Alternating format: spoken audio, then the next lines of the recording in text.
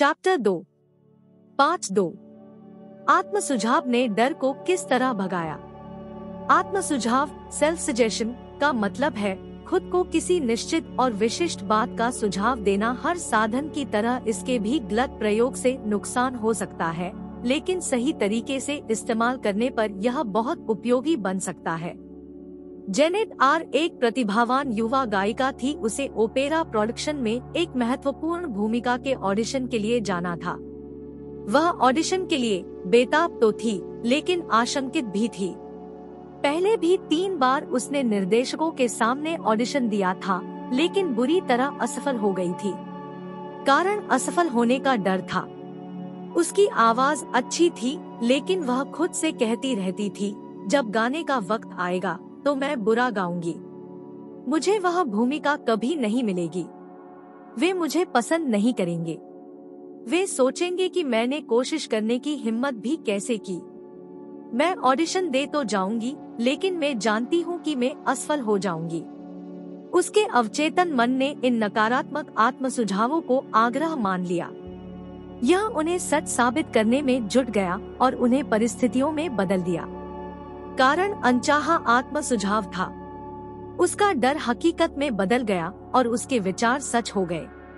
43 यह युवा गायिका आखिरकार अपने नकारात्मक आत्म सुझावों से उबरने में सफल हुई।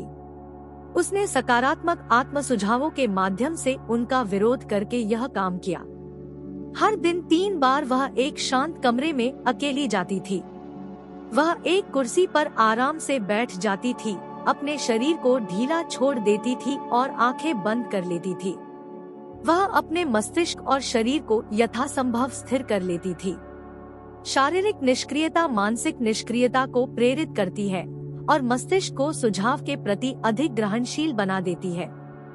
डर के सुझाव का प्रतिकार करने के लिए वह खुद से बार बार कहती थी, मैं बहुत अच्छा गाती हूँ। मैं शांत, संतुलित, आत्मविश्वासी। हर बार वह इस कथन को धीरे धीरे, शांति से और भावना के साथ 5 से 10 बार दोहराती थी। वह दिन में 30 बार यह काम करती थी और एक बार रात को सोने से ठीक पहले।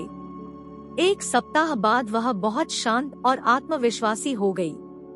जब निर्णायक दिन आया तो उसने बहुत बढ़िया ऑडिशन दिया और उसे भूमिका मिल गई। उसकी याद कैसे लौटी। 75 साल की एक महिला को हमेशा से अपनी याददाश्त पर गर्व था।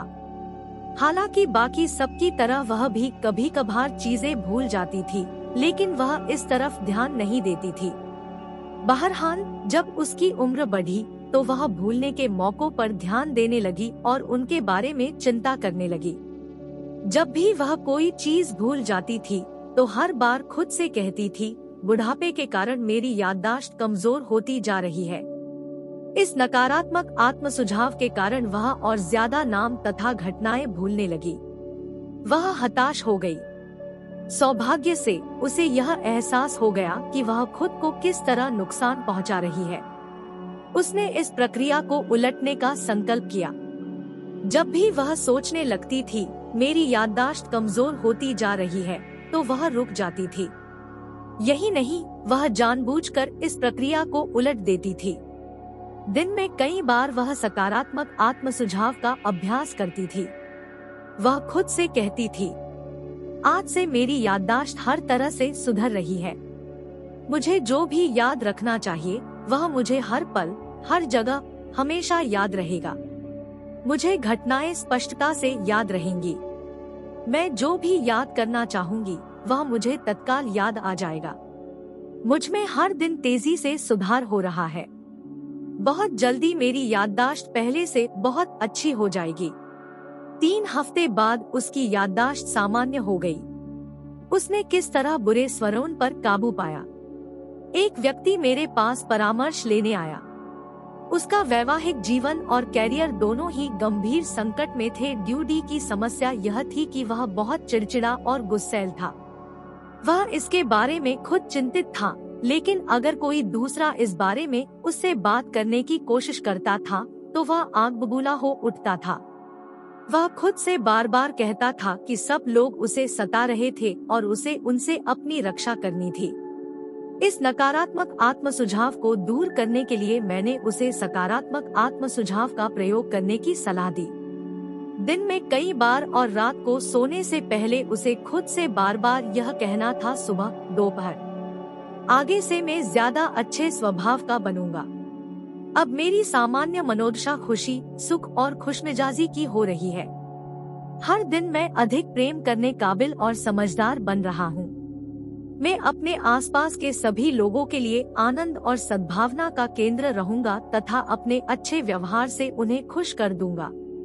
यह सुखद, खुशनुमा स्वभाव अब मेरी सामान्य, सहज मानसिक स्थिति बन रही है। मैं एहसानमंद हूँ।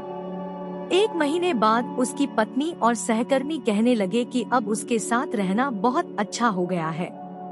बाहरी सुझाव पर कुछ टिप्पणियाँ। बाहरी सुझाव, हेटेरोसजेशन, का मतलब है किसी दूसरे व्यक्ति के सुझाव। सभी युगों और दुनिया के हर हिस्से में सुझाव की शक्ति ने मानव जाति के जीवन में प्रमुख भूमिका निभाई है। राजनीतिक मान्यताएं, धार्मिक आस्याएं और सांस्कृतिक परंपराएं बाहरी सुझाव की शक्ति की बदौलत ही फलती फूलती और कायम रहती है। सुझाव का प्रयोग स्वयं को अनुशासित और नियंत्रित करने के साधन के रूप में किया जा सकता है। इसका प्रयोग दूसरों पर नियंत्रण करने के लिए भी किया जा सकता है, जिन्हें मस्तिष्क के नियमों की समझ नहीं है। सृजनात्मक रूप में यह अद्भुत और बेहतरीन है। नकारात्मक रूप में यह मस्तिष्क की प्रतिक्रिया के सभी प्रतिमानों, पैटर्न्स में सबसे विध्वंसात्मक है। इसके परिणाम दुख, असफलता, कष्ट, बीमारी और तबाही हो सकते हैं।